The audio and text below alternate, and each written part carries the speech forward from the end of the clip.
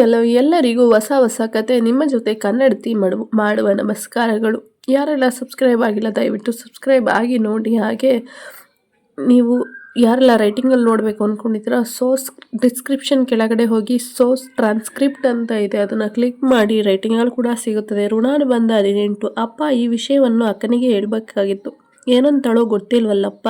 ಅವಳೇನು ಹೇಳುತ್ತಾಳೆ, ಮದುವೆಗೆ ತುಂಬ ಟೈಮ್ ಇಲ್ಲ ಮಗಳೇ, ದಿನಗಳು ಬಹಳ ಬೇಗ ಹೋಗುತ್ತವೆ, ಅವಳನ್ನು ಕರಿ, ನಾನೇ ಹೇಳ್ತೀನಿ.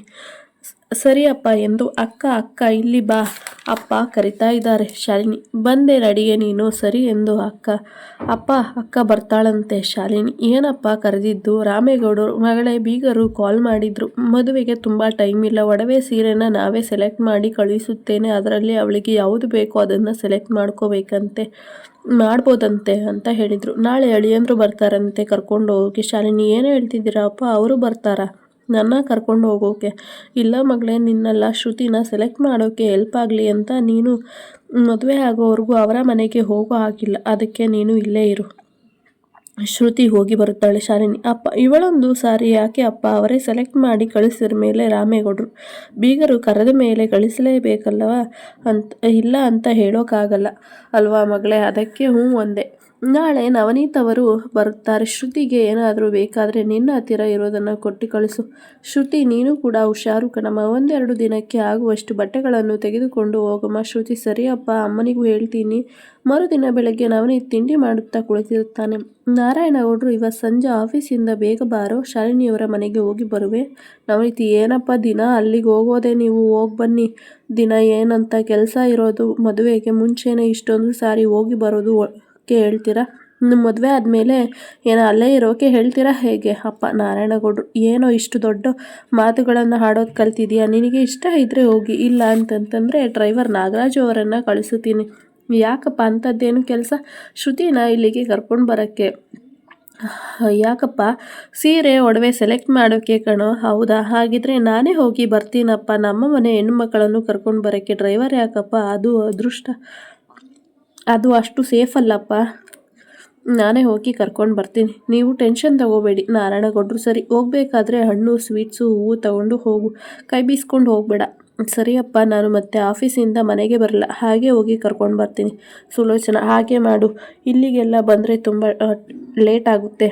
ಸರಿ ಅಮ್ಮ, ಆಫೀಸ್ನಲ್ಲಿ ತುಂಬ ಕೆಲಸ ಇದೆ, ಬಾಯಪ್ಪ ಬಾಯಮ್ಮ, ಲವ್ ಯು ಎಂದು ಅಮ್ಮನ್ನ ಅಪ್ಪಿಕೊಂಡು ಅವಳ ಕೆನ್ನಿಗೆ ಮುತ್ತು ಕೊಟ್ಟು ಜೋಪಾನ ಅಂತ ಹೇಳಿ ಹೊರಡುತ್ತಾನೆ. ಸುಲೋಚನಾ ನೀನು ಜೋಪಾನ ಕಣೋ, ನನ್ನ ಬಗ್ಗೆ ತಲೆ ಕೆಡಿಸ್ಕೋಬೇಡಿ, ನಾನು ಸೂಪರ್ ಬಾಯ್ ಎಂದು ಆಫೀಸಿಗೆ ಹೋಗುತ್ತಾನೆ. ಎಲ್ಲ ಎಂಪ್ಲಾಯೀಸ್ ಕೂಡ good morning sir.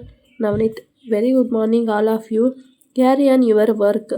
Okay sir ಎಂದು ಅವರು ಚೇಂಬರ್ನಲ್ಲಿ ಹೋಗಿ ಕೂತ್ಕೋತಾನೆ. ಮ್ಯಾನೇಜರ್ನ ಕರೆದು ಪೆಂಡಿಂಗ್ ಫೈಲ್ಸ್ ತೆಗೆದುಕೊಂಡು ಬಾ. ಓಕೆ ಸರ್, ತಂದೆ ಎಂದು ಫೈಲ್ಸ್ಗಳನ್ನು ತಂದು ನವನೀತ್ ಮುಂದೆ ಇಡುತ್ತಾನೆ. ನವನೀತ್ ಅವೆಲ್ಲವನ್ನು ಓದಿ ಸೈನ್ ಮಾಡುತ್ತಾ ಅವನು ಶ್ರುತಿ ಬಗ್ಗೆ ಯೋಚಿಸುತ್ತಾನೆ. ಫೈಲ್ನಲ್ಲಿ ಶ್ರುತಿ ಅಂತ ಬರಿತಾ ಇರ್ತಾನೆ. ಅದನ್ನು ಹಾಗೆ ಮ್ಯಾನೇಜರ್ ಗಮನಿಸಿ, ಸರ್ ನವನೀತ್ ಏನು ಹೇಳಿ ಸರ್, ನೀವು ನಿಮ್ಮ ಹೆಸರಲ್ಲಿ ಸೈನ್ ಮಾಡೋದು ಬಿಟ್ಟು ಶ್ರುತಿ ಅಂತ ಮೇಡಮ್ ಹೆಸರನ್ನ ಬರಿತಾ ಇದ್ದೀರಲ್ಲ, ಯಾಕೆ ಸರ್? ಮೇಡಮ್ನ ಅಷ್ಟೊಂದು ನೆನಪಾಗ್ತಾ ಇದ್ದಾರಾ ಎಂದು ನಗಾಡ್ತಾರೆ. ನವನೀತ್ ಹಾಗೆಲ್ಲ ಏನಿಲ್ಲ, ನೀವು ಹೋಗಿ ಒಂದು ಲೋಟ ನೀರು ತೊಗೊಂಡು ಬರೋಗಿ. ಸರಿ ಸರ್, ನೀವು ಬೇರೆ ಯಾವ ಫೈಲಿಗೂ ಮೇಡಮ್ ಹೆಸರನ್ನು ಬರೆದಿದ್ದೀರಾ ನೋಡಿ. ನವನೀತ್ ಸಾಕು, ನೀವು ಹೋಗಿ, ನನ್ನ ಕಾಲು ಎಳ್ದಿದ್ದು ನೀವು ಹೋಗಿ. ನವನೀತ್ ನಾನು ಶ್ರುತಿಗೆ ಹಚ್ಕೊಂಡಿದ್ದೀನಿ ಅಂತ ಗೊತ್ತು, ಬಟ್ ನನ್ನ ಸುಪ್ತ ಮನಸ್ಸಿನಲ್ಲೂ ಕೂಡ ಶ್ರುತಿ ಇದ್ದಾಳೆ ಅಂತ ಇವತ್ತೇ ಗೊತ್ತಾಗಿದ್ದು. ಆದರೂ ಇವತ್ತು ಸಂಜೆ ಬೇಗ ಆದರೆ ಸಾಕು, ಅವಳನ್ನು ಮತ್ತೆ ನೋಡೋ ಹಾಗೆ ಆಗುತ್ತದೆ. ಮನದರಸಿಯ ಮುಂಗುರುಳ ನಗು ನನ್ನ ಲೂಟಿ ಮಾಡಿ ಅವಳ ಧ್ಯಾನ ಬಿಟ್ಟರೆ ಪ್ರಪಂಚದಲ್ಲಿ ಬೇರೇನೂ ಇಲ್ಲ. ಇವಳು ನನ್ನ ಹೃದಯ ಸಿಂಹಾಸನವನ್ನು ಗೆದ್ದ ಸಿಂಹಿಣಿ. ಮ್ಯಾನೇಜರ್ ಸರ್ ನೀರು. ನವನೀತ್ ಅಲ್ಲಿಡ್ರಿ. ಸರ್ ಬೇರೆ ಏನಾದರೂ ಬೇಕಾ? ಏನು ಬೇಡಿ, ನೀವು ಹೋಗಿ, ನಾನು ಉಳಿದ ಫೈಲ್ನ ಓದಿ ಸೈನ್ ಮಾಡಿ ಆಮೇಲೆ ಕರೆಸ್ತೀನಿ. ಸರಿ ಸರ್ ಎಂದು ಮ್ಯಾನೇಜರ್ ಹೋಯ್ತಾರೆ. ಇತ್ತ ನವನೀತ್ ಎಲ್ಲ ಫೈಲ್ಗಳನ್ನು ಸೈನ್ ಮಾಡಿ ಮತ್ತೆ ಮನುಗೆ ಕಾಲ್ ಮಾಡ್ತಾನೆ. ಮನು, ವಿಷಯ ಗೊತ್ತೇನೋ, ಇವತ್ತು ನನ್ನ ಮನದರಸಿಯನ್ನು ಕರೆದುಕೊಂಡು ಬರಲು ನಾನು ಅವ್ರ ಊರಿಗೆ ಹೋಗ್ತಾ ಇದ್ದೀನಿ. ಮನು, ಶಾಲಿನಿನ ಕರ್ಕೊಂಡು ಬರ್ತಾ ಇದೀಯಾ? ಇಲ್ಲ, ನನ್ನ ಮನದರ್ಶಿ ಶ್ರುತಿನ ಕರ್ಕೊಂಡು ಬರ್ತಾ ಇದ್ದೀನಿ. ಯಾಕೋ ಅವಳನ್ನ ಯಾಕೆ ಕರ್ಕೊಂಡು ಬರ್ತಾ ಇದೆಯಾ? ಏನಾದರೂ ವಿಚಾರನ ಕರ್ಕೊಂಡು ಬಂದೆ ಅಂದ್ರೆ ಮದುವೆ ಆಗೋ ಪ್ಲ್ಯಾನ್ ಇದೆಯಾ ಹೇಗೆ? ನವನೀತ್ ಹಾಗೆಲ್ಲ ಏನಿಲ್ಲ, ಅಮ್ಮ ಮದುವೆಗೆ ಒಡವೆ ಸೀರೆನ ಸೆಲೆಕ್ಟ್ ಮಾಡೋಕ್ಕೆ ಹೆಲ್ಪ್ ಆಗುತ್ತೆ ಅಂತ ಹೇಳಿ ಶ್ರುತಿನ ಕರ್ಕೊಬರಕ್ಕೆ ಹೇಳಿದ್ದಾರೆ, ಅದಕ್ಕೆ ಹೋಗ್ತಾ ಇದ್ದೀನಿ.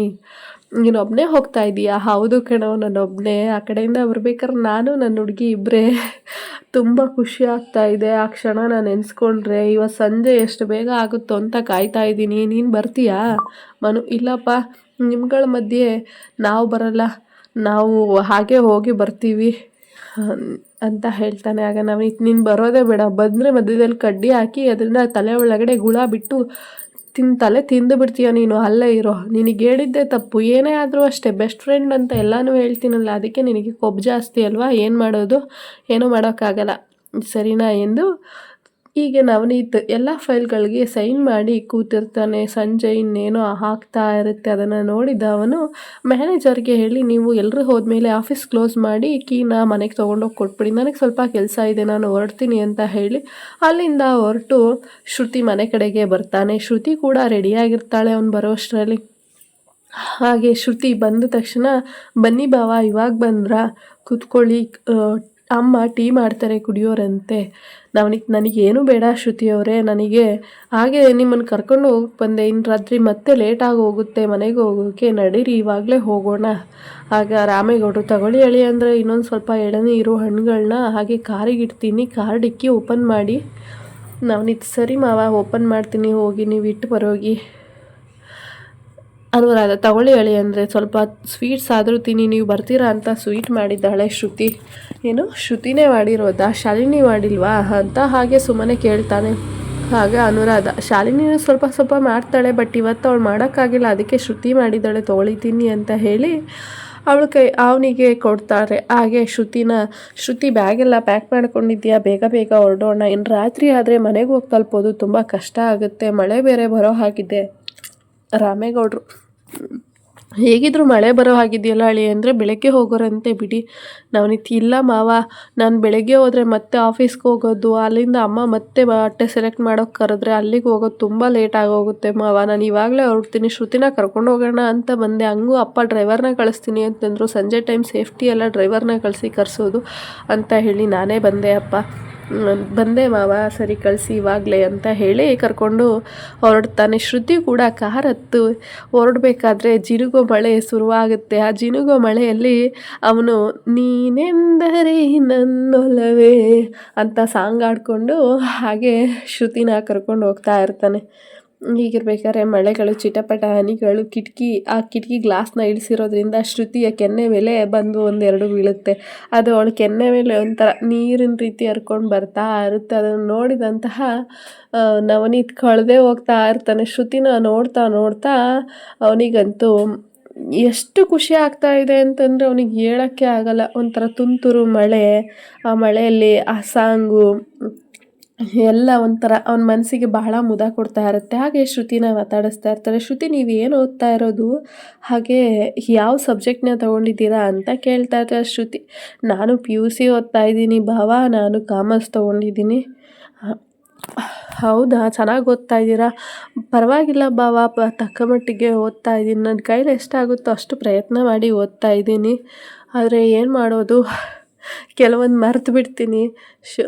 ನವನೀತ್, ನೀವು ಸಖತ್ ಶಾರ್ಪ್ ಇದ್ದೀರಾ, ಮರೆಯಲ್ಲ ಬಿಡಿ, ಯಾಕೆ ಮತ್ತೆ ಸುಳ್ಳೇ ಹೇಳ್ತೀರಾ ನಮ್ಮ ಜೊತೆ. ನೋಡಿ, ಆ ಮಳೆ ಕೂಡ ನಿಮ್ಮ ಥರನೇ ಬರುತ್ತೆ ಹೋಗುತ್ತೆ, ಅದು ಕೂಡ ಸುಮ್ಮನೆ ಬರಲಾ ಬೇಡವಾ ಅಂತ ಬರ್ತಿದೆ, ನಿಮ್ಮ ಮಾತು ಕೂಡ ಹಾಡಲಾ ಬೇಡವಾ ಅನ್ನೋ ರೀತಿ ಬರ್ತಾ ಇದೆ.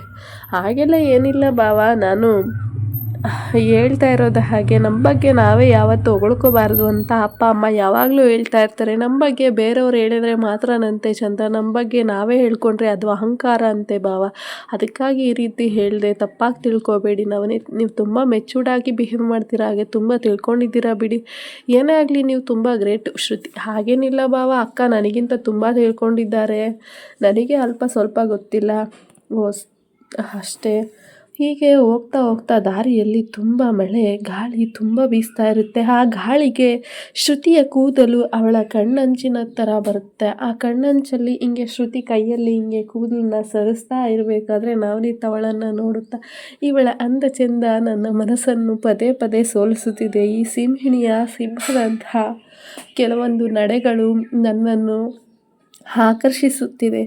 ಏನು ಮಾಡೋದು ಅಂತ ಹೇಳಿ ಹಾಗೆ ಕಾರ್ನ ಸೈಡಿಗೆ ಹಾಕ್ತಾನೆ ಶ್ರುತಿ. ಯಾಕೆ ಬಾವ ಸೈಡಿಗೆ ಹಾಕಿದ್ರಿ? ನವನೀತ್ ಏನಿಲ್ಲ ಶ್ರುತಿ, ಜೋರು ಮಳೆ ಇದೆಯಲ್ಲವ, ಕಾರ್ನ ಓಡಿಸೋದು ಸ್ವಲ್ಪ ಕಷ್ಟ ಆಗುತ್ತೆ, ಗಿಕ್ಸಿಡೆಂಟ್ ಆಗೋದ್ರೆ ಅಂತ ಸೈಡಿಗೆ ಹಾಕ್ತೆ ಅಂತ ಹೇಳ್ತಾರೆ. ಆ ಜೋರು ಮಳೆ ಶ್ರುತಿಗೆ ತುಂಬ ಇಷ್ಟ. ಮುದ ನೀಡ್ತಾ ಇರುತ್ತೆ. ಶ್ರುತಿ ಕಾರ್ ಡೋರಿಂದ ಆಚೆ ಕೈಗೆ ಹಾಕಿ ಮಳೆ ಹನಿಗೆ ಕೈಯಲ್ಲಿ ಈ ರೀತಿ ಆ ಮಳೆ ಹನಿ ಅವಳ ಕೈ ಮೇಲೆ ಬೀಳೋ ರೀತಿ ಅದನ್ನು ಈ ರೀತಿ ಎರಚೋ ರೀತಿ ಆಡ್ತಾ ಇರ್ತಾಳೆ. ಅದನ್ನು ನೋಡಿದ್ದ ನವನೀತ್, ನಿಮಗಿಷ್ಟ ಆದರೆ ಕೆಳಗಡೆನೇ ಇಳೀರಿ, ಕೆಳಗಡೆ ಇಳಿದು ಮಳೆ ಹನಿ ಜೊತೆ ಆಟ ಆಡ್ಬೋದು, ಹಾಗೆಲ್ಲ ಏನು ರಿಸ್ಟ್ರಿಕ್ಷನ್ ಎಲ್ಲ ಏನಿಲ್ಲ. ಶ್ರುತಿ, ಇಲ್ಲ ಬಾವ, ಅಪ್ಪ ಅಮ್ಮ ಗೊತ್ತಾದರೆ ಬೈತಾರೆ, ಇನ್ನು ಮನೆಗೆ ಬೇರೆ ಹೋಗಬೇಕು, ಅಮ್ಮ ಅಥವಾ ಅಪ್ಪ ಏನಾದರೂ ನೋಡಿದ್ರೆ ಏನು ಅಂದ್ಕೊಳ್ಳಲ್ಲ, ಅದಕ್ಕೆ ಯಾಕೆ ತಲೆ ಕೆಡಿಸ್ಕೊಳ್ತೀರಾ, ಇಲ್ಲೇ ಹೋಟೆಲಲ್ಲಿ ಡ್ರೈಯರ್ ಇರುತ್ತೆ, ಅದನ್ನೆಲ್ಲ ಆರಾಮಾಗಿ ಮಳೆಯಲ್ಲಿ ಎಂದರೂ ಕೂಡ ಬೇಗ ಒಣಗುತ್ತೆ ಬಟ್ಟೆ, ಇಲ್ಲೇ ಮುಂದೆ ರೆಸ್ಟೋರೆಂಟ್ ಇದೆ, ಅಲ್ಲಿ ಕರ್ಕೊಂಡು ಹೋಗ್ತೀನಿ, ನೀವು ಆರಾಮಾಗಿ ಆಟ ಆಡಿ ಅಂತ ಹೇಳ್ತಾರೆ. ಆಗ ಶ್ರುತಿ ಮನಸ್ಸು ಬಿಚ್ಚಿ ಆ ಮಳೆಯಲ್ಲಿ ತನ್ನ ವೇಲನ್ನು ಎರಡೂ ಕೈಯಲ್ಲೂ ಹಿಡಿದು ಈ ರೀತಿ ತಲೆ ಹತ್ರ ಸುತ್ತುತ್ತಾ ಇರ್ತಾಳೆ. ಸುತ್ತುತ್ತಾ ಆ ಮಳೆ ಹನಿಗಳು ಅವಳ ಕಣ್ಗಳ ಮೇಲೆ ಬೀಳುತ್ತಾ ಹಾಗೆ ಆ ಗಾಳಿ ಅವಳ ಕೂದಲನ್ನು ಹಾರಾಡಿಸ್ತಾ ಇದ್ದರೆ ನವನೀತ್ಗೆ ಎಲ್ಲೋ ಲೋಕವನ್ನೇ ಕಳೆದು ಬೇರೆ ಲೋಕಕ್ಕೆ ಬಂದಿದ್ದೀನಿ ಅನ್ನುವಷ್ಟು ಖುಷಿಪಟ್ಟು ಆ ಖುಷಿಯಲ್ಲೇ ತೇಲಾಡ್ತಾ ಇರ್ತಾನೆ. ಅದನ್ನು